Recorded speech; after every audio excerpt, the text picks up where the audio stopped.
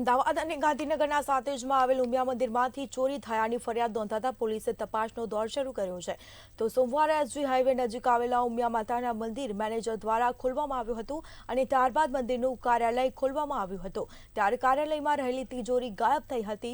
સાથે જ કહી શકાય કે તિજોરીમાં મુકાયેલ ઉમિયા માતાજીના બે અલગ અલગ 500 ગ્રામની મૂર્તિઓ પણ ગાયબ હતી. ત્યારે બે મૂર્તિની ચોરી થયાની સાથે જ પોલીસ સ્ટેશનમાં ફરિયાદ નોંધાતા પોલીસ દોડતી થઈ છે.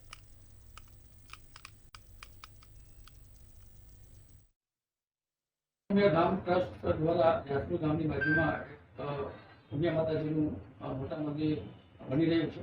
એની બાજુમાં આ ટ્રસ્ટની એક ઓફિસ આવેલી છે. આ ઓફિસમાં રાત્રિ દરમિયાન ચોરી થઈ છે. એમાં ઓફિસનું મેઇન લોક અને અંદર આવેલ એડમિન ઓફિસનું લોક તોડી અને અંદર જે તિજોરી પડેલી હતી એ તિજોરી આ ચોર લોકો ઉઠાવી અને બહાર અવળું જગ્યાએ લઈ ગયેલા અને આ તિજોરી તોડતા તેની અંદરથી બે ચાંદીની મૂર્તિઓ મળી આવે અને આશરે 500 ગ્રામને વજનની હતી અને બંને મૂર્તિઓથી આશરે 80,000 જેટલા રૂપિયાની ચોરી થવા પામેલ છે.